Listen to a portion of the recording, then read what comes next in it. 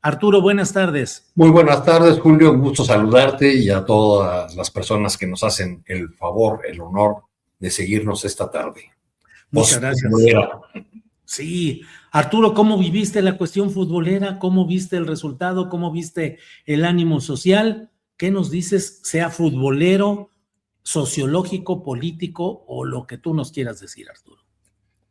Mira, Julio, viendo cómo le va a nuestro querido David Pérez y sus comentarios futbolísticos, aquí en los comentarios, yo tengo que ser primero muy humilde, porque mi experiencia futbolística se reduce a haber sido defensa central del equipo Aztecas Infantil en Tlalnepantla. ¡Órale! Ya se imaginarán hace cuánto, ¿verdad? Esa es toda mi experiencia en fútbol. Entonces, en lo que hace al juego y a si el Vasco Aguirre lo hizo mal o bien, o si cometió el error de meter 3 delanteros y equivocó la estrategia, pues ahí yo dejo que los expertos sean los que hablen. Otra cosa es la plaza pública o la cantinota o las calles de esta ciudad de México, de Guadalajara o de Monterrey, pues en esta fiesta popular en la que se convirtió el Mundial, por los juegos que tuvieron lugar en las sedes mexicanas. Creo que hay un ánimo de alegría, de explosión. Algunos dicen que de olvidarse por un momento de los problemas. Otros hablan de la natural propensión del mexicano, la mexicana, a echar relajo, a unirse en una celebración que parecía en estos días no tener fin. Entonces, pues yo creo que pues así se ve el asunto en las calles, no hay manera de sustraerse a lo que ocurre, porque el lugar que pises, lugar donde hay comentarios o fiesta o personas con la camiseta del equipo mexicano de fútbol. Y pues es una fiesta bonita en la que rodó el balón, como siguieron rodando también las protestas sociales, como no pararon primero los maestros, luego diversos colectivos, de manera sobresaliente los que conocemos como de madres buscadoras, que nos recuerdan pues la tragedia o una de las tragedias persistentes en nuestro país, que es la de las desapariciones, y se vivieron también escenas como esa que le correspondió al diputado Cuauhtémoc Blanco, que ya sacó un comunicado hablando del Estado de Derecho y de que su familia estuvo en riesgo por protestas que rebasaron pues el derecho a la libre manifestación.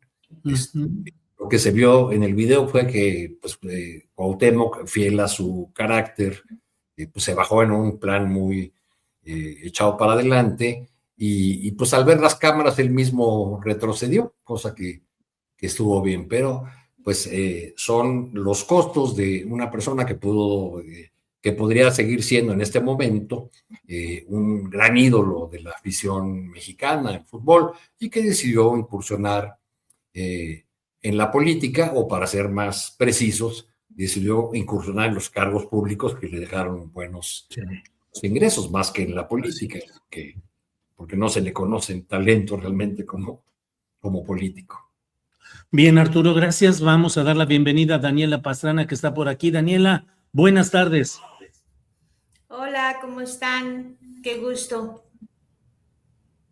Daniela, sobre el tema del Mundial de Fútbol, sus incidentes deportivos, sociológicos, políticos, personales, ¿cómo viste y cómo viviste esta etapa de ayer del partido México-Inglaterra? Bueno, hay muchísimas cosas que creo que se mezclan.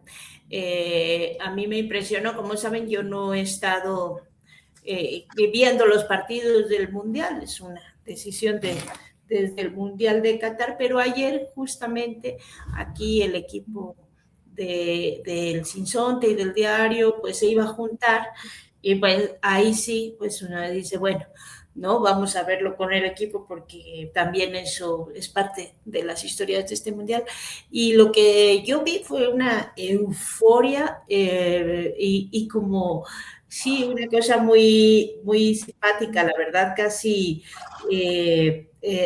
religioso el asunto, casi un asunto de pensar que como con telepatía o con la energía se iba a lograr algo que pues, se veía en la cancha que no se iba a lograr porque esta selección de Inglaterra pues estaba totalmente, creo que tenían ya al final 6 defensas en línea, ¿no? Hasta sacaron a su goleador para poner esa línea de defensa muy difícil de superar, pero un ánimo muy, muy bueno. Yo creo que pues esta catarsis masiva ha sido algo positivo también. No se percibe como otros años este sentimiento de que volvimos a perder, sino como que hicieron su mejor esfuerzo y se reconoce, lo reconoce la gente. Entonces yo creo que ha sido bueno para nosotros.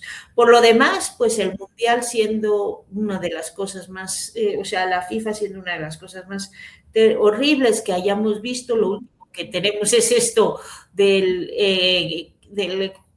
la llamada del presidente de Estados Unidos, el presidente de un país. Ya me imagino aquí a Claudia Sheinbaum hablándole al Infantino para decirle, oye, no, pues márcame otro penalti, ¿no? O sea, una cosa así, cosas ya decididas, además con una explicación de Donald Trump que raya en lo absurdo, de verdad.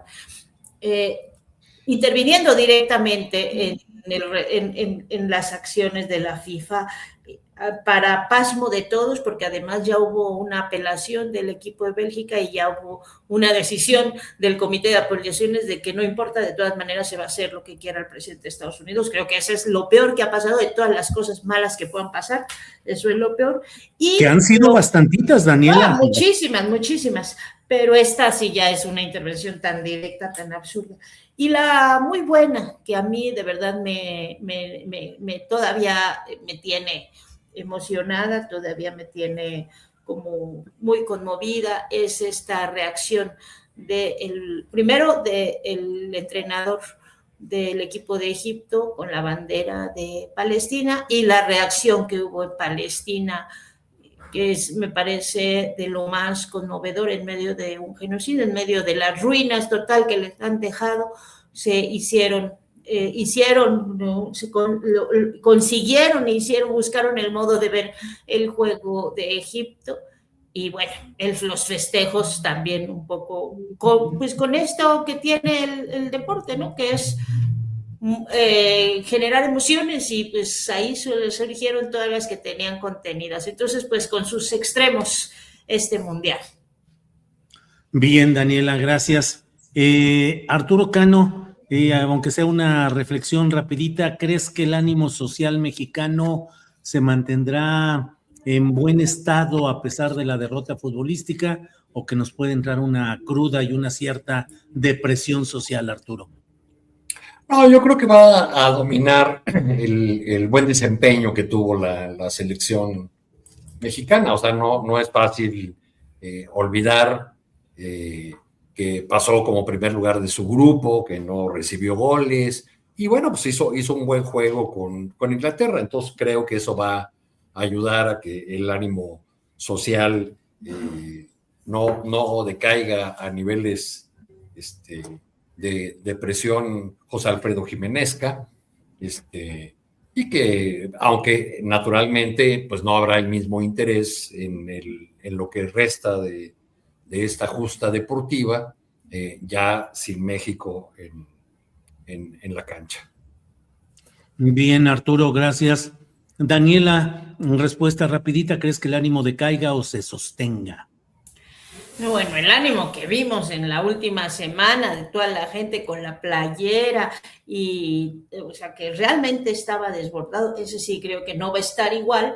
Ya la buena parte de la población va a estar más concentrada en otras cosas, pero yo coincido con Arturo en que no creo que haya este sentimiento como de depresión ni de frustración. Se entiende perfectamente todo lo que ha hecho esta FIFA de este señor Infantino para arruinar el fútbol, para arruinar el juego, que son estas cosas de la hidratación. Bueno, como bien dices, podemos hacer una larga lista de las cosas que han hecho para arruinar el espectáculo, eso creo que queda muy claro. El tema del negocio, hacerlos inaccesibles, boletos que son inaccesibles, y dentro de toda esa conciencia de lo que ha implicado el arruinar el espectáculo, pues la gente se lo apropió, y creo que eso es muy importante, apropiar y decir, pues no nos vas a quitar el gusto de divertirnos, y eso es lo que ha ocurrido. Ahora, ya ese ánimo que veíamos de estar todo el tiempo con la emoción y cada vez más personas con la camiseta, pues sí, eso creo que no va a haber, pero no creo que haya una depresión, creo que pues hay una satisfacción colectiva del trabajo de los seleccionados mexicanos, y sobre eso pues ya el entendimiento de que está diseñada esta FIFA y este mundial pues para que ganen, pues en una de esas hasta Estados Unidos, ¿no? Con toda la ayuda del señor Donald Trump. Miren, Daniela y Arturo, permítanme 50 y tantitos segundos nada más para compartir la postura de Marco Rubio sobre la tarjeta roja de Folarin Balogun. Fue la decisión correcta revertirla, dice, ahora metido también el propio Marco Rubio, el secretario de Estado. Es que es un tema de Estado, Julio, es un tema de Estado, hay que considerarlo, claro, seguridad nacional. Claro, vamos a escuchar lo que ha dicho. Adelante. Reviewing these things on slow motion, right? It should be reviewed in live action. I think it was the right decision to reverse it. And if you're Belgium, why would you want to play a game and win a match, and then you win this match, and then everyone will argue you didn't really win it because their leading scorer was not on the pitch during the match. So it's kind of unusual because generally speaking, I mean, if you're playing, you want the other side to be at its best, so that your victory is not tainted in that way. So I think it was the right decision. Obviously, there's a lot of drama around it and so forth.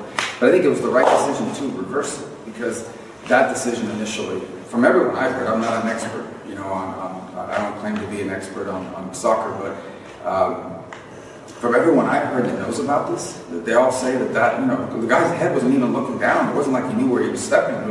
So look, maybe turning it into an international incident, I don't know, maybe we'll bring it up at NATO tomorrow, or there with the Belgians and everybody else, but I just hope the match will go on, everyone will be at full strength, and the winner will be the winner. Ve nada más, toda una filosofía, análisis deportivo, planteamiento, todo desde la Secretaría de Estado de Estados Unidos. Arturo Cano sigue, desde luego, nuestra realidad pues nunca se ha ido.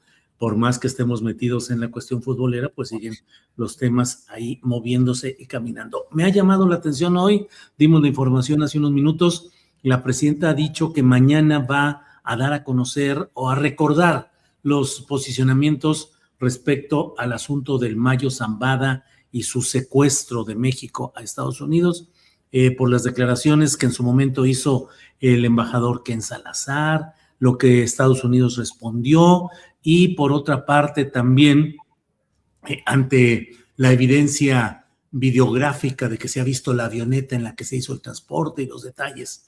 ¿Qué puede resultar de todo esto, Arturo Cano, del tema Mayo Zambada, Chapitos, Héctor Melesio Cuen, que fue asesinado y que nunca se ha avanzado en la indagación y el intento de justicia en ese caso? Y yo pregunto y planteo, pues está bien recordar lo que hizo Estados Unidos, lo que ha declarado gente de Estados Unidos, pero hasta ahora que yo sepa no hay un planteamiento mexicano, de México, de autoridades mexicanas, de qué pasó ese día en Culiacán. Arturo, tu opinión sobre este tema, por favor. Sí. Antes un brevísimo comentario sobre el tema anterior, Julio. Sí. Porque este jugador que nació en Brooklyn, Nueva York, Folarin Balogun o algo así, pues realmente vivió o se desarrolló deportivamente en Inglaterra, en Londres. Pero es un hijo de inmigrantes africanos, nigerianos. Personas como él no estarían o no tendrían posibilidad de ser parte de la selección de fútbol de Estados Unidos si hubiese prosperado la iniciativa de Donald Trump de retirar la ciudadanía a los nacidos en Estados Unidos, pero de padres inmigrantes indocumentados, que es el caso de este jugador. Entonces, bueno, paradojas de la vida, y que ahora hagan este trampeo porque necesitan a este jugador. En el caso del Oye, Mayo, Arturo, dame sí. chance de preguntarle a Daniela de ese detalle que bien mencionas. Daniela, muchos migrantes integrados a países coloniales que ahora han echado mano de algunos jugadores que provienen de lo que fueron algunas colonias, por una parte, y por otra, una fuerza muy presente, me parece a mí, de ese tipo de migrantes y de diversidad en la integración de las principales selecciones de fútbol. ¿Cómo lo has visto ese tema, Daniela?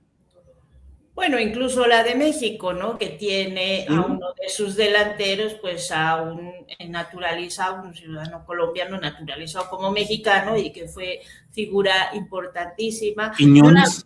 Sí, Quiñones. No, qué figura importantísima, un héroe, Daniela. Exactamente, pues sí, bueno. Quiñones, ¿no?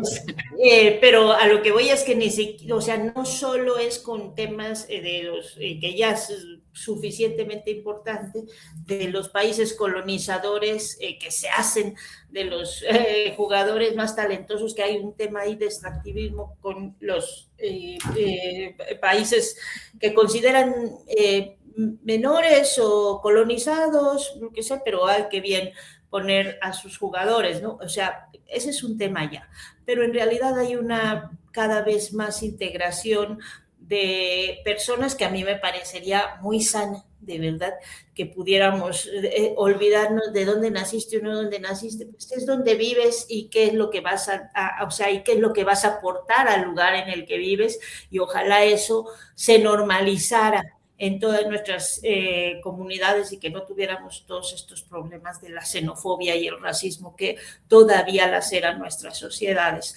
Pero hay otro tema ahí derivado de eso, que mientras ocurre esto con este jugador perdonado de la tarjeta roja, como bien dice Arturo, hijo de padres nigerianos, pues la paradoja es que al mismo tiempo el ICE en estas últimas semanas pues aceleró su campaña de detenciones. Hubo 10,000 en 5 días en Estados Unidos y con amenazas constantes. O sea, está intensificando Donald Trump al mismo tiempo que le perdona o que pide que le perdonen la falta a un jugador que, como bien dice Arturo, pues no hubiera tenido posibilidad si se hubiera aplicado la ley. Al mismo tiempo intensifica su campaña contra migrantes. Bueno, a mí me parece que esto que está ocurriendo y que bien planteas, Julio, nos debe ayudar a que nuestras sociedades se quiten de estas tonterías del lugar de nacimiento. En realidad eso no nos hace ser más, o sea, no, el lugar de nacimiento no te hace ser más mala o más buena persona, ¿no? Simplemente es una decisión donde uno quiere vivir para tener una mejor condición de vida, y deberíamos aprender que de esos intercambios hay intercambios culturales, hay música, hay comida, gastronomía, fútbol, que se puede pues tener ganancia cada país por tener estos intercambios, ¿no? Y creo que eso es lo más importante. Gracias, Daniela. Arturo, ahora sí, por favor, tu comentario sobre el tema del Mayo Zambada. La presidenta ha dicho que por el bien de México y de la relación con Estados Unidos es importante que salga a la luz lo que sucedió ahí, que es un día histórico que desató la virtual guerra civil que se vive en Sinaloa entre mayitos y chapitos y que ha descompuesto muchos espacios de nuestro país. Arturo. Sí. Pues tenemos muchas preguntas y, como bien decías, Julio, no solamente para Estados Unidos y el papel que hubiesen desempeñado sus agencias en este episodio que culminó con el Mayo aterrizando en Texas y con la muerte del hombre fuerte de la Universidad Autónoma de Sinaloa, Héctor Melesio Cuen, diputado federal electo, por cierto, lo había sido por el PRI, antes aliado de Morena, estuvo con Rubén Rocha como aliado en la campaña que llevó a Rubén Rocha a la gubernatura, formó parte de su gabinete, entraron como secretario de Salud. Como secretario de Salud, entraron en choque muy prontamente, como entró en choque Rocha con muchos de sus aliados, destituyó o promovió la destitución de los alcaldes de las 3 ciudades más importantes, de de Sinaloa, de Mazatlán, de Culiacán y de Mochis. Y el Químico Benítez en una y el Gerardo Vargas Landeros en otra. Así sí, es. No recuerdo el nombre del de Culiacán, pero ahí puso a uno de sus ahijados, que ahora también está señalado en esa lista de los 10 que busca tener Estados Unidos. Creo que tenemos muchas dudas, sobre todo de ese episodio en el que culminó con el asesinato de Héctor Melesio Cuen, porque la Fiscalía del Estado de Sinaloa presentó un montaje sobre esos hechos, quiso hacer creer que Cuen había sido asesinado en un intento de asalto en una gasolinera y no en el lugar donde presuntamente se había llevado a cabo una reunión en la que, según algunas versiones, estaría convocado el propio Rocha y habrían una reunión convocada para hablar sobre el futuro de la Universidad Autónoma de Sinaloa en el marco de ese conflicto que tenía el gobernador Rocha con Melesio Cuen. Ese episodio necesita ser esclarecido por México, más allá de que se esclarezca cómo sacaron al Chapo y si participaron o no agencias de Estados Unidos y que conozcamos la información del embajador. Lo que me queda a mí de este anuncio de la presidenta el día de hoy, a reserva de lo que presente mañana, por supuesto, pues es el sabor de boca de que México sigue actuando de manera reactiva y no tiene iniciativa propia de presentar información a partir de lo que digan sus propias agencias. Tú ya seas un listado de todas las que tendrían que ver. Entonces, pues creo que es importante pedir o esperar que no sea el día de mañana un día que incremente las dudas sobre este episodio que, como bien decías, pues desató una guerra que hasta el momento sigue. Desde el momento en que se inició lo que en Sinaloa conoce como la narcopandemia, las que ha tenido con la vida cotidiana, sobre todo en la ciudad de Culiacán, pues no ha parado los enfrentamientos, las muertes de estos jóvenes que reclutan por unos cuantos pesos los jefes de los grupos en disputa, porque sus vidas valen casi nada, y los logros de la acción federal frente a esta disputa entre dos grupos, pues hay que relativizarlos, porque en el primer mes de lo que se llama, o lo que llaman algunos de la narcopandemia, fueron asesinadas en Sinaloa 144 personas. En mayo pasado fueron 164. Entonces, ¿qué ha cambiado? Parece ser que no se ha logrado la pacificación de esa entidad que desde entonces figura en los primeros lugares, cuando no el primero, el segundo, en la percepción de inseguridad, según los registros de INEGI. Bien, Arturo, gracias. Daniela, ¿por qué no podremos saber como México, con instituciones mexicanas, con autoridades mexicanas, con investigaciones mexicanas, qué pasó aquel terrible día en Culiacán que ha marcado la historia de Sinaloa y buena parte de la historia de México? ¿Cómo no saber qué sucedió aquel día en terreno mexicano, con ciudadanos mexicanos, con presencia mexicana? No saberlo hasta ahora. Y lo único que hemos tenido, pues es información que va llegando de Estados Unidos. Y bueno, lo que dice Arturo Cano, estamos simplemente a la reacción frente a lo que viene de allá. Hay una reacción, pero nosotros en México no sabemos, en una versión oficial, sustentada y bien fundada, qué pasó ese día allá. Es mi impresión, Daniela. ¿Tú qué opinas? Bueno, ¿por qué no podemos? Pues porque las instituciones no cambian de un día para otro y tampoco se construyen de un día para otro. Creo que eso ya lo he dicho muchas veces. Es mucho más fácil la destrucción que la construcción. Y nosotros no solo tuvimos el desmantelamiento de muchas instituciones que en algunos casos se han intentado reconstruir, no en todos, sino que no solo eso, sino que las de seguridad fueron particularmente las más impregnadas de muchísimos años. O sea, es que fiscalías hemos tenido, ya no hablemos del señor Gertz Manero, el doctor Gertz, le decían, ¿no? pero de ahí para atrás es que tampoco es que hubiéramos tenido las mejores fiscalías, mucho menos las fiscalías estatales y las instituciones de seguridad de nosotros. Desde el desmantelamiento del CISEN que tuvo Fox para no sustituirlo por nada, o en el peor de los casos, para sustituirlo por instancias controladas por el propio García Luna, pues hacen nuestro andamiaje de seguridad y de justicia es, creo que, uno de los, de la parte de la institucionalidad mexicana, la más difícil de modificar, la más corrupta, la más infiltrada, la más burócrata, la más lo que queramos. Pues sí, teníamos el secretario de Seguridad, cabeza de estas cosas, a este señor García Luna, ¿no? Entonces, cambiarlo, no, creo que ya lo sabíamos, no iba a ser como tan fácil. Yo coincido con Arturo en que tendríamos ya que dejar de estar teniendo reacciones, porque ya van 8 años en los que se tiene que estar ya viendo algún tipo de otro tipo de respuestas,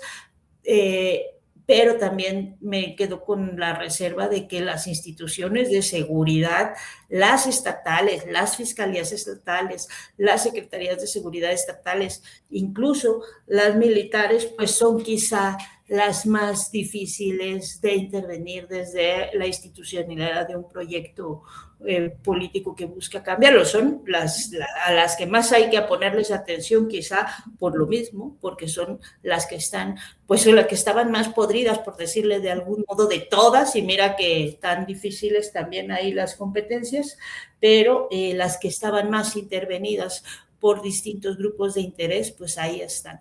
Entonces, me temo que esto todavía va a seguir siendo un problema durante algún rato, y pues a ver qué nos dicen mañana, a ver si ya hay justamente algún tipo de avance de investigación propia que nos permita también ir tomando distancia de lo que ha sido una constante de Estados Unidos, que es la intervención de distintas agencias FBI, DEA, CIA, en nuestro país durante muchísimos años.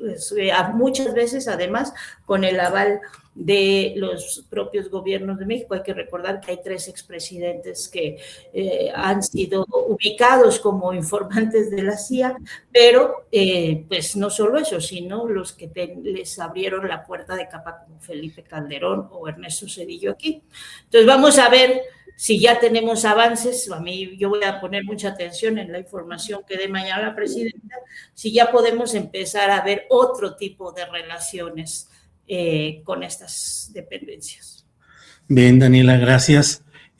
Arturo Cano, ¿cómo ves el panorama en el cual se insiste en que puede haber acciones de Estados Unidos para solicitar acción judicial en México contra ciertos políticos? Desde luego está el tema de Rocha Moya y otros acompañantes, pero por ejemplo hoy Abel Barajas en el diario Reforma publica información con número de expediente, la carpeta de investigación FED/FEMDO /FEIDMHDARB-TAMP /0000715/2025. Disculpen que dé todo el choro, pero es la referencia que da él, donde habla de que la Fiscalía General de la República busca aprender a 3 miembros del Ejército que fueron responsables de la aduana de Matamoros y permitieron el contrabando de 144 millones de litros de hidrocarburos. Se trata de los tenientes coronales Armando Barrera Trujillo y Blas Pedro Saravia García, ambos titulares de la aduana de Matamoros entre 2024 y 2026, así como del teniente de Policía Militar Jorge García García, ex subdirector de operación aduanera del mismo recinto. ¿Qué tanto, Arturo Cano, sigue esa develación de hechos de corrupción con personajes con diferentes niveles de poder, y qué tanto eso abre el camino para el intervencionismo gringo, Arturo? Bueno, hay investigaciones en curso de autoridades mexicanas. Yo creo que una parte de ellas muy importante, como la operación Enjambre y todo lo relacionado con el huachicol, por decisión de la presidenta Sheinbaum. Y hay, por otro lado, una intención de Estados Unidos muy explícita o que aparece de manera muy clara de crear un clima a través de filtraciones a los medios estadounidenses, a través de declaraciones, de discursos de diplomáticos que no deberían meterse en esos asuntos, de crear un clima que favorezca la posibilidad de intervención directa de Estados Unidos sobre la base de generar la percepción de que México no puede combatir a los delincuentes en su propio territorio. Y eso no es más que la búsqueda de parte de la administración Trump de un circo que satisfaga de alguna manera a la galería, la base electoral trumpista, a ese tercio de estadounidenses que apoyan a Donald Trump porque les ha convencido de que todos los males de pobreza, exclusión, de falta de acceso a los servicios de salud o incluso la inflación tiene que ver con los tratados comerciales o con los inmigrantes o con los bad hombres que viven al otro lado de la frontera y que envenenan a los estadounidenses pobres inocentes. Es el país que más consume drogas y los culpables siempre están fuera. Entonces creo que van a tratar de seguir generando esa percepción en la medida que eso les resulte útil para las elecciones de medio término en noviembre próximo. Bien, gracias, Arturo. Daniela, en otro tema, pero sí me parece que puede ser pertinente el que hablemos de ello. ¿Cómo vas viendo los problemas de Venezuela con el sismo que pues pareciera haber agravado la situación económica y política que ya existía y ahora con la cuestión del sismo pues ha sido difícil, como resulta siempre en ese tipo de problemas naturales de catástrofes? Pero ¿cómo lo vas viendo y cómo vas viendo el gobierno de la propia Delcy Rodríguez frente pues al virtual control de Estados Unidos, según mi punto de vista? ¿Tú cómo lo ves, Daniela? Bueno, justamente hemos tenido acá unas coberturas o más bien entrevistas con personas que están en Venezuela, que nos hablan de una situación pues muy compleja. O sea, es que hay que pensar que es como si hubiéramos tenido el del sismo del 85 y el de 2017 con con un minuto de diferencia. Es una cosa muy fuerte lo que nos narran y creo que pues ha sido como digamos, como la puntilla para una sociedad que ya había estado sumamente castigada por muchas cosas. Creo que requeriría muchísimo, como muchísimo sentido común y muchísima solidaridad de muchos gobiernos que no se está viendo en realidad, de muchísimos. Lo que estamos viendo pues es la rapiña, la instrumentalización de la tragedia del gobierno de Estados Unidos con de mandar o de enviar a todos sus un buque, aeronaves, al Departamento de Guerra. A mí me parece es una cosa de lo más increíble. Les mando para ayuda humanitaria a mi Departamento de Guerra y al Comando Sur, como decía yo en la mañana, pues no me ayudes, compadre, diríamos en México, ¿no? O sea, necesitamos ayuda humanitaria, pero lo que les manda es a Pete Hegseth. Bueno, sin palabras con eso. Y por otro lado, también la instrumentalización que están haciendo muchos medios de comunicación, toda la prensa internacional, que me parece terrible. Veíamos hoy en la mañana el tema del New York Times con el asunto de que si se cayeron o no, o que si fueron afectadas las casas construidas en el proyecto de Chávez de misión social. La edición en español del New York Times difícilmente se ocupa de nota principal alguna cosa política, y ahora no solo se ha ocupado, sino que 2 días ha mantenido esa nota de principal en su portada. Entonces, bueno, habla de una agenda política también para establecer un relato sobre lo que está pasando y las difíciles situaciones que ya tiene el actual gobierno. Por supuesto, para quienes lo vemos de lejos y para quienes teníamos como esta referencia de cosas como los discursos de Chávez, de maldito seas Estado de Israel, pues el viraje que ha tenido el gobierno del Sí Rodríguez para decir gracias Israel por esta ayuda que nos estás mandando, pues es sumamente doloroso. Y sí, para uno desde fuera es doloroso, no me quiero ni siquiera imaginar para los que han tenido que asimilar desde dentro y en medio de la tragedia esta situación. Entonces, pues sí, una situación muy complicada, hay unos que se están aprovechando. Dentro de eso, igual que en el fútbol, hay historias muy extraordinarias de gente que se ha organizado para ayudar a sacar, pues para ayudar a la gente que está en situaciones muy vulnerables, y pues va a costar mucho tiempo, mucho la reconstrucción, y más si están los intereses de todos estos, pues como buitres, ¿no? Encima, tratando de sacar provecho. Entonces, pues sí, una situación muy difícil, Julio.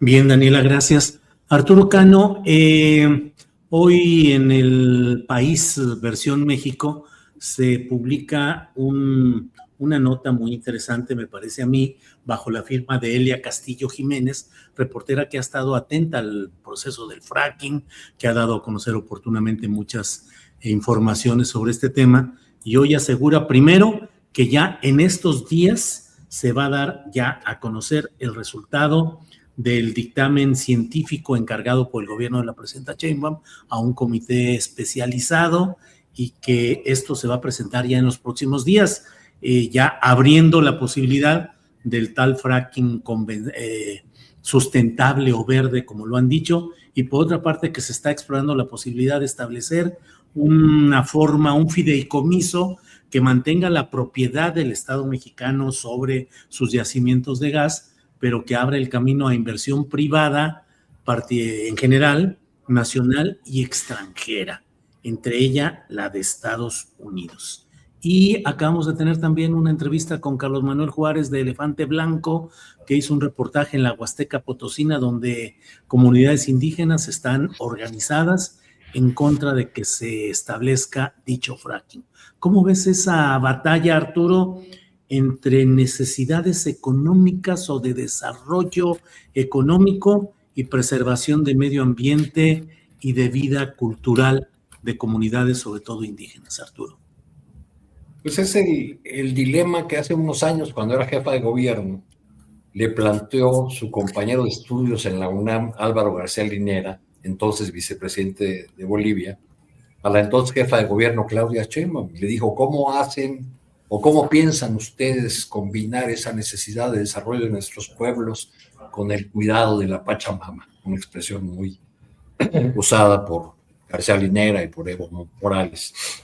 En aquella ocasión, en un encuentro en el Teatro de la Ciudad, no hubo una respuesta de la entonces jefa de gobierno. Uno pensaría que pues eran temas que le correspondían al presidente, al entonces presidente López Obrador.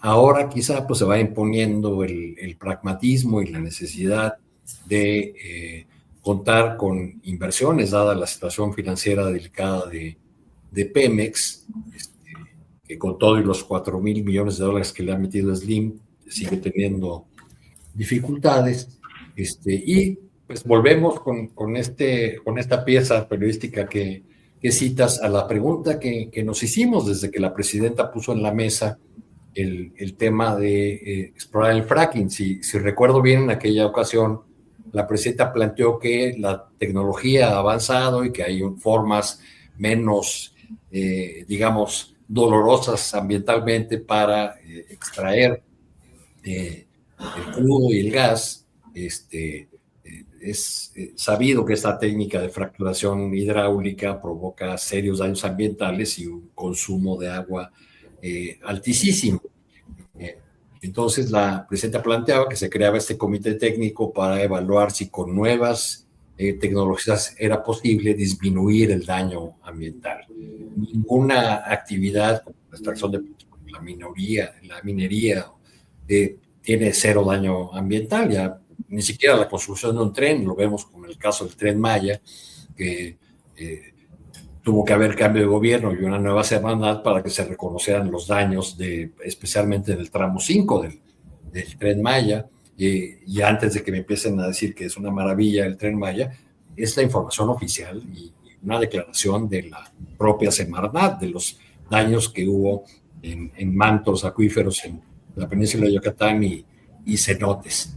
Entonces, pues la duda que nos plantea esta pieza periodística que señalas, Julio, es si la decisión o el peso mayor de la decisión va a estar en lo técnico ambiental o en lo técnico financiero. Es decir, si el problema fundamental es que no hay otra manera de conseguir recursos para la exploración de y la explotación con esta técnica, si no es con la inversión y especialmente con la que viene de fuera. Bien, Arturo. Daniela, ¿qué opinas sobre ese dilema práctico que implica el hecho de tener que impulsar proyectos? Pienso en los polos de desarrollo, pienso en el Plan México, pienso también en las protestas de muchas comunidades ante proyectos que consideran lesivos. Y ahora viene esto del fracking, si es que la información que proporciona el país México es la correcta, en ese sentido de aprobar el fracking sustentable o verde y establecer un fideicomiso para permitir inversión privada, incluyendo la extranjera. ¿Qué pensar de lo que está sucediendo y hasta qué punto cómo conciliar esas intenciones de desarrollo económico, de creación de empleos, de recibir inversión extranjera y al mismo tiempo, pues, las comunidades en contra en muchos lugares, Daniela? Hay varias cosas ahí que considerar. Primero, efectivamente, no hay ningún proyecto de desarrollo que no tenga un efecto ambiental. O sea, no hay uno solo en ningún lugar. La construcción de una carretera, de una calle, de una estación del metro, de lo que queramos. Y, por supuesto, tiene afectaciones tanto ambientales como para la gente que vive ahí. Muchas veces yo lo he explicado con los temas que tienen que ver con la urbanización propia. Nadie quiere una estación del metro fuera de su casa. Yo no la quiero, por supuesto, que me vayan a quitar mi árbol tan bonito con los pajaritos que me despiertan todas las mañanas. Y sin embargo, esa estación se necesita para que la persona que viene a limpiar a mi casa, que se hace 2 horas de camino desde Los Reyes hasta mi casa, pues pueda llegar en 45 minutos. O sea, ahí hay 2 derechos en tensión que no van a tener respuesta sencilla nunca, porque no hay una cosa que no afecte o sea, ninguna obra no va a afectar ni a las comunidades que viven ahí y, por supuesto, tampoco al medio ambiente.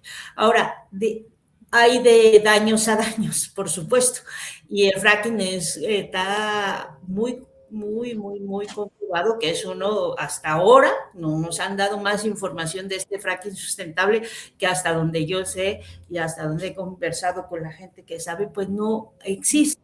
Ahora, a mí una de las cosas que me ha dado cierta, diría, tranquilidad, es saber que hay personas que sí se incorporó entre ese gran grupo de expertos a personas que saben del tema. Y no se pueden decir nombres, ellos mismos no pueden dar declaraciones, no pueden decirse quiénes están hasta que no haya, no sé, algún tipo de información oficial, pero sí sé que hubo varias personas que saben, conocen el tema y han cuestionado el tema, que están dentro de por lo menos este comité o consejo, lo que sea. Ahora, también hay otro falso dilema que se nos ha planteado durante muchísimo tiempo, que tiene que ver con nuestros modelos de desarrollo, que es justamente, y lo hemos visto en muchos lugares, o tienes trabajo o tienes salud, es decir, la economía o la salud y el medio ambiente, ¿no? Como si es un falso dilema, porque los estados deberían garantizar las dos cosas, no tendrían que ponernos a elegir, ¿quieres vivir junto a un lugar que contamina o quieres tener posibilidades de tener trabajo, un trabajo digno y que te funcione la economía? Se supone que tendría que haber planes que permitan que existan o que convivan las dos cosas, y esto es un falso dilema que nos pone ciertamente siempre el tema, y ahí voy a ir con la cantaleta, de este modelo económico capitalista hipercapitalista, de una producción masiva, en donde hasta ahora, o sea, no solo es problema la producción de hidrocarburos o de fracking, sino ahora también la generación de parques eólicos, que su construcción, su modelo de producción, pues también ha devastado enormes zonas en el sureste para construir los lugares donde se va a producir masivamente algo, ¿no? Entonces, ahí estamos atrapados en un tema de fondo, que es los modelos que tenemos de producción y de consumo, que se alimentan todos los días con lo que estamos, o sea, con nuestro estilo de vida, y eso, mientras no cambie y mientras no se aliente a cambiar desde todos los niveles de gobierno, pues va a estar muy difícil que cambiemos o que dejemos de tener estos dilemas. Yo no sé qué va a pasar, no sé si el fideicomiso, o sea, me parece un poco extraño esto, porque ese vehículo financiero del fideicomiso, pues ya se conocía desde que se anunció, desde que hubo el anuncio de que se iba a explorar esta forma de extracción, una más sustentable, que insisto, hasta donde yo sé no existe, pero pues ahora como que vuelve a salir la información como si fuera algo novedoso, y eso me llama la atención. Entonces, pues no sé, ahí tendríamos que esperar a ver qué dicen cuando presenten el comité sus resultados. Bien, Daniela, gracias. Información que de lo que va sucediendo para quienes tienen interés en el fútbol mundialista: 85 minutos, 0-0 Portugal y España, 0-0 Portugal-España en el minuto 85. Por una parte. Por otra parte, la Fiscalía del Estado de Jalisco informa que 3 personas que habían sido reportadas como desaparecidas en Puerto Vallarta, fueron encontradas. No se establece en el comunicado si fueron secuestradas, si estuvieron en alguna actividad personal. Simplemente se dice que 3 estudiantes con denuncia por desaparición fueron encontrados en buen estado de salud. ¿Por qué circunstancia? ¿Qué sucedió? No lo dice. Dice que se tuvo conocimiento de los hechos, se iniciaron las investigaciones, se realizaron acciones de investigación y búsqueda. Tuvieron datos de interés, entre ellos comunicaciones telefónicas que familiares recibieron. En fin, las 3 personas llegaron por sus propios medios con uno de sus familiares, donde se verificó que estaban en buen estado de salud. Ya veremos cuál es la información exacta que nos van dando sobre este tema y lo iremos comentando. Y bueno, la verdad, disculpen Daniela y Arturo que sigamos con el tema futbolero, pero miren este cuasi poema que nos dice un mexicano, pues digamos de a pie, que se siente necesitado de dar las gracias a México por tantas cosas. Emilio Azcárraga dice: me es difícil encontrar las palabras para expresar todo el agradecimiento que siento. A la vida, primero, por la gran suerte de haber nacido en este gran país y la oportunidad de realizar el sueño de traer una tercera Copa del Mundo.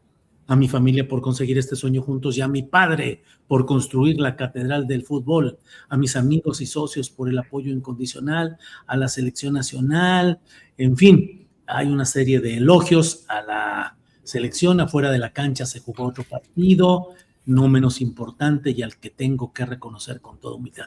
Una serie de reconocimientos y de agradecimientos de Emilio Azcárraga a las autoridades. Ya estoy viéndole, Julio, la cara a Arturo, que quiere llorar de la emoción. Está palpitando ahí, mira, al ojito Remy, de la emoción que le está generando este tuit. Sí, mira, Arturo Cano, mira la foto final donde se ve ahí Azcárraga ahí viendo la obra, viendo el estadio, viendo todo. ¿Qué opinas, Arturo Cano? Está mejor que aquellas fotografías en las que salió quitándose la camiseta. Sí, ¿te acuerdas? Sí, cuando ganó el América, creo, ¿no?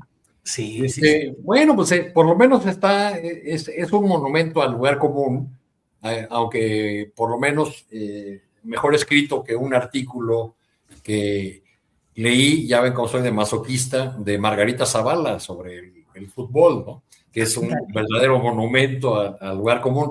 Me interesaba leer la postura de Margarita Zavala porque ya lo imaginaba yo y no me defraudó. Termina hablando de que el fútbol logró unirnos, como deberíamos estar siempre,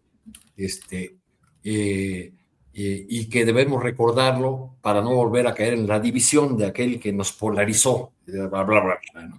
Y así muchos políticos, ¿no? Que trataron de sacar su rajita. Así es el México unido, así era antes de que estuviéramos divididos por esta polarización. Bueno, hasta Alejandro Moreno, el presidente del PRI, fue al estadio, nadie lo abucheó. Yo sospecho que porque nadie lo reconoció, pero se dio el lujo incluso de invitar ahí a Javier Lozano, el exsecretario de Trabajo panista y todo, bueno, todos muy felices y dándole al lugar común en torno al fútbol y tratando de llevar un poquito de agua a su molino con, ese es el México que realmente añoramos, el México de cuando todos estábamos unidos y cuando el señor Azcárraga era soldado del PRI y todo eso, ¿no? Sí. En fin, pues así nos tiene el fútbol. Y ahora creo que el Partido Verde va a presidir la Cámara de Diputados, Julio, y veo los apellidos de los personajes involucrados en esa decisión o pacto cupular. Digo, bueno, pues en algunas cosas hay mucha resistencia al cambio, ¿no? El próximo presidente de la Cámara de Diputados va a ser el señor Raúl Bolaños Cacho. Sí. Solo los apellidos nos dan cuenta de que forma parte de esas familias de la élite oaxaqueña con puros apellidos rimbombantes y aristocráticos, ¿no?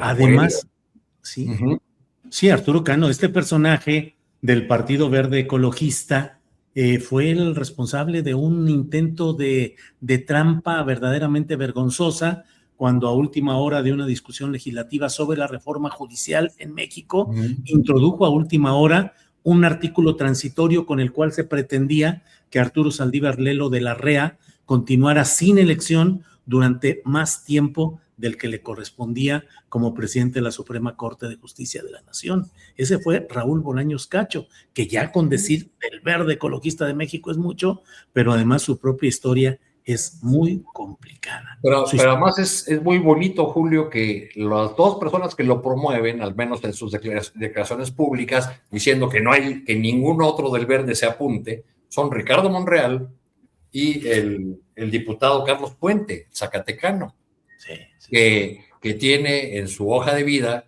pues el haber sido empleado de Ricardo Salinas Pliego, y seguirlo siendo, creo yo, pero ocupó cargos directivos en Azteca durante mucho tiempo. Entonces, pues son cosas de esta transformación que viene arrastrando a esos personajes del viejo régimen. Comentaba hace unas horas este asunto con un diputado de Morena y me dijo, pues, ¿qué quieres? Así está en el reglamento. Y además, no se te olvide que todas las presidencias de las cámaras en estos tiempos han sido puros neoliberales. Bueno, Daniela, estamos ya en la parte final de esta mesa. Vamos al postrecito extendido, tema que quieras abordar, cualquier recomendación, sugerencia, obra de teatro, poesía, política, lecturas electorales, como Arturo, que es experto, lo que quieras, Daniela. Bueno, pues mira, hay dos cosas. Bueno, una, esta semana va a haber información importante sobre Cuba. Mañana, el 7 de julio, se había presentado o se había planteado que se iba a presentar este informe ante la ONU de las acciones que ha tenido Estados Unidos. Marco Rubio ha intentado bloquearlo por todos lados y va a haber eventos próximamente de solidaridad con Cuba. Va a haber una subasta, que estarán dando esta semana también informaciones sobre esa subasta de apoyo a a Cuba, y también alguna carta que estará difundiéndose esta semana. Entonces, la invitación es a estar atentos a la información que surja, porque realmente pues está ahí, se mantiene este asedio constante cada día más, igual con el tema de Venezuela y los aportes que se puedan hacer de solidaridad por la vía de la embajada, que es donde se estaban haciendo los acopios. Yo creo que son países a los que no debemos dejar de ver. Y una cosa más, Julio, que me parece súper grave, que hay que tener en la mirada, en el foco, que es este anuncio que hizo el señor Abelardo de la Espriella, de que apenas tome posesión su primer decreto va a ser crear una cosa que no me acuerdo cómo le llamó, algo de cosas urbanas de seguridad, pero que realmente ha generado una conmoción en Colombia, porque es para muchos el regreso de las Convivir, que son estas cooperativas de seguridad que funcionaron como fachadas para el paramilitarismo, una huella que todavía sigue como abierta en Colombia, y que pues ya aparece, hasta los medios más reaccionarios preguntan si es el paramilitarismo 2.0 este anuncio. Entonces, poner ojo ahí.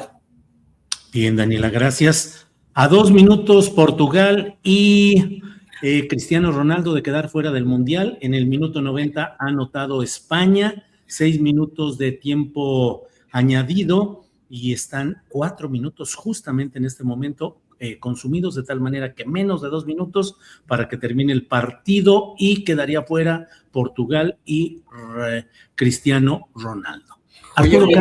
Julio, nada más de eso del fútbol, porque ese sí no lo podemos dejar. El partido que tenemos que estar pendientes al ratito es el de Estados Unidos. Ojalá pierda. Ahora sí, todos con Bélgica, y ojalá pierda por después de esta trampota que están haciendo. Por tramposos, súper tramposos, claro. Arturo. Estoy viendo una nota de The Guardian en este momento, del periódico británico, que dice que Trump llamó no una, sino 3 veces a la FIFA para exigir que retirara la sanción. Entonces, bueno, pues todo lo que toca Donald Trump lo convierte en un escándalo, lo convierte en basura, lo convierte en corrupción. Eso es la lección que nos queda, sin duda. Pero yo quería que nos iluminaras, Julio, porque yo ya no entiendo nada de quiénes van a llegar y cuál es tu pronóstico para la final, porque ya nos hemos declarado, Daniel y yo, totalmente lejos en la materia, pero tú sí tienes una opinión y seguramente muchos cálculos. Ya te imagino yo de jugador de dominó. Eso sí, no, el dominó. Vamos con Egipto, Arturo, no importa